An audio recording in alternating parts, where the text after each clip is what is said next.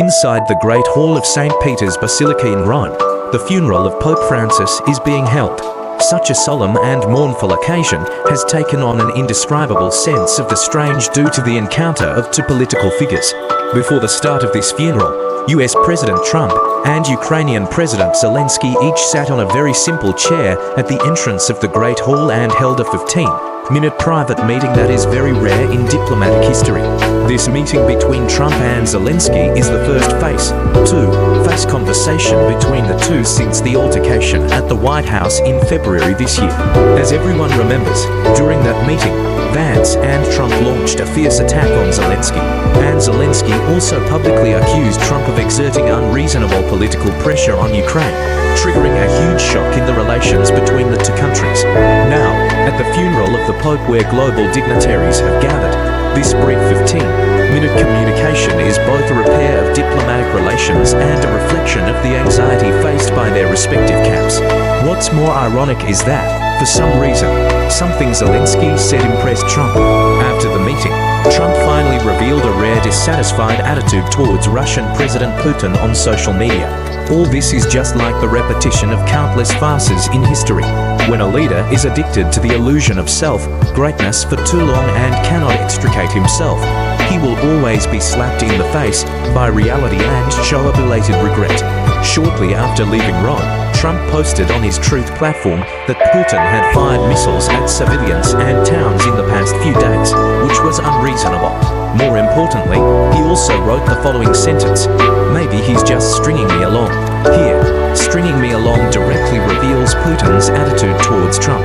Stringing actually means to tease or deceive. In other words, Putin's attitude towards Trump is not one of serious negotiation or sincere peace seeking, but just a pretense. This is a rare occasion when Trump publicly admits that he has been deceived by Putin. For many years, Trump has always presented himself as a negotiation expert who can handle Putin. He has also boasted everywhere about how good his relationship with Putin is, but until this moment, when the whole world can see that he has been played by Putin, Trump seems to have just realized that he has probably really been tricked by the Russians. Moreover, Trump has proposed to use financial sanctions or secondary sanctions against Russia this time. Ironically, these are all things that his predecessors have done. Whether it is Obama, Biden, or European leaders, they have taken these measures several years or even more than 10 years ago.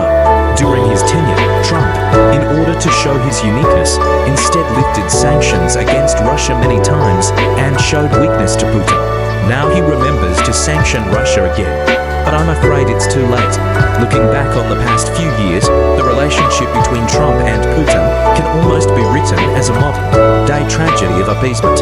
At the Helsinki summit in 2018, during Trump's first term, Trump publicly stood with Putin in front of the global TV cameras, questioned the conclusion of the US intelligence agency, and denied that Russia had interfered in the US presidential election.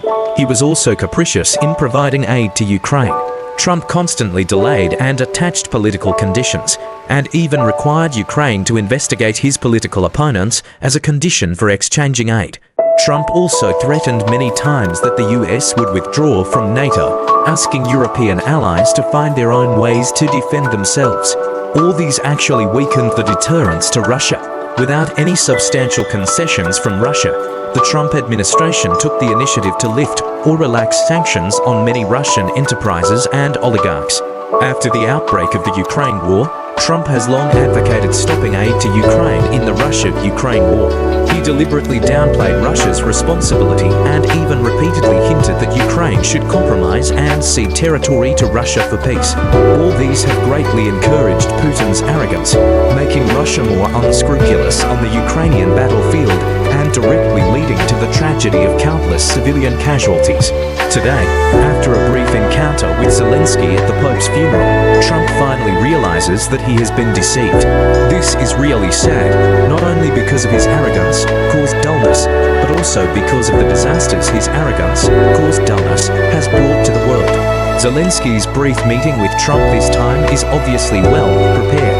According to the briefings of the White House and the Ukrainian government, during these 15 minutes of conversation, Zelensky once again emphasized Ukraine's three bottom lines. First, no territorial cession. Second, no acceptance of unequal ceasefire.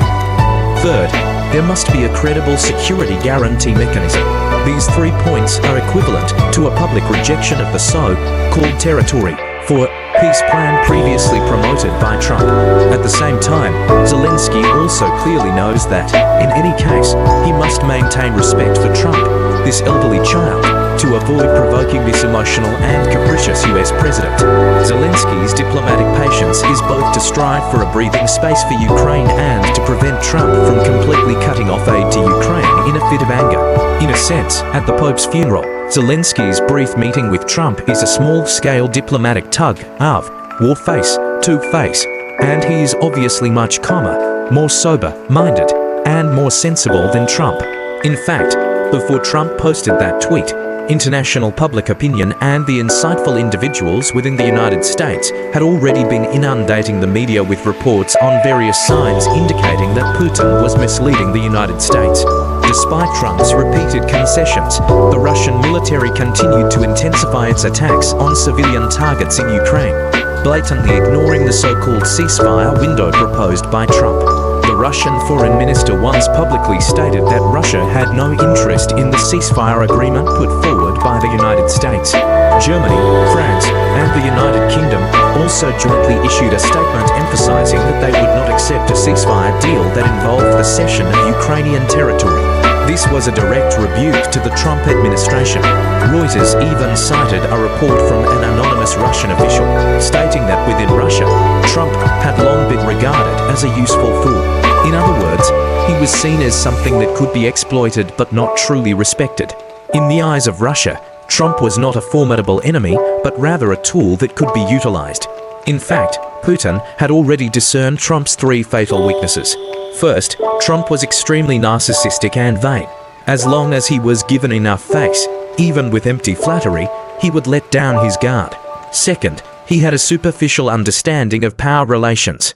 Trump simplified all international relations into mere transactions rather than strategic arrangements. Third, he showed contempt for and undermined the alliance system. Trump's America First policy essentially isolated the United States, allowing Russia to pick off its opponents one by one. Therefore, Putin never truly fulfilled any of his promises. All he needed to do was dangle a carrot of peace at crucial moments or create some symbolic gestures, and that would be enough to make Trump narcotize himself, deceive himself, and even betray himself. During Trump's tenure, when the United States dealt with international relations, it was no longer based on the establishment of rules, systems, and credibility. Instead, it devolved into a series of diplomatic shows. NATO became a bargaining chip, the sovereignty and territorial integrity of Ukraine became a bargaining chip for Trump to curry favor with Putin during negotiations, and the United States' foreign sanctions and aid became tools for Trump to win votes and secure media headlines. So, against this backdrop, it's only now that Trump has finally realized he's been deceived, but this is something that the whole world already knew. Unfortunately, history does not allow for assumptions, and there is no turning back the clock. The lives of countless Ukrainian civilians and the losses caused by the destruction of the international order are now irreversible. The financial sanctions or secondary sanctions proposed by Trump on the social platform may seem tough on the surface, but in reality, they are mostly empty threats. First, the United States' financial sanctions against Russia are already quite comprehensive, ranging from freezing the assets of the Russian central bank, excluding Russia from international payment systems, sanctioning oligarchs, to cutting off technology exports. What else could Trump possibly add this year? Second, the so-called secondary sanctions proposed by Trump, which means sanctioning companies from third countries that have transactions with Russia, are essentially a pitfall. This is because some of Trump's supporters and important allies, such as India, Hungary, and the United Arab Emirates, among others, all maintain economic relations with Russia. When it comes to actually implementing these secondary sanctions, it is bound to trigger significant international disputes and backlash. Not to mention that Trump has never demonstrated true determination in implementing sanctions in the past. He is more adept at grandstanding in the media, while in practical operations, he has always been perfunctory. Therefore, Trump's so-called threat of new sanctions is likely just another empty rant that won't be able to change the current situation in the Russia-Ukraine conflict. However, regardless of this, Trump's meeting with Zelensky during the Pope's funeral and his subsequent outburst of resentment towards Putin both mark a subtle shift in his personal attitude, and it is a shift towards a more normal direction. But this shift has come too late and is too insignificant to conceal the fact that he had indulged Putin and acted capriciously over the past few years. Nor can it repair the fragmented state of Ukraine, the turbulent European order, or the deep-seated doubts around the world about the United States leadership. In the face of history, dullness and stupidity are often fatal. And no matter how much Trump tries to excuse himself, he cannot undo the losses he has caused to the world. As the solemn bells tolled during Pope Francis' funeral, world leaders, amidst the solemn atmosphere, concealed something even more disturbing and cold. The old international order was crumbling, and the trust among Western allies was collapsing. And the instigator of all this, a US president suspected of having dementia, seemed to still be dithering. When a US president simplifies national interests into personal applause and media exposure, it's natural that he wouldn't care to understand long-term strategies. He would inevitably be manipulated by seasoned autocrats. This is also a microcosm of how the US democratic system has gradually crumbled amidst the populist and narcissistic frenzy led by Trump. Well, that's all for today. Thank you all for watching.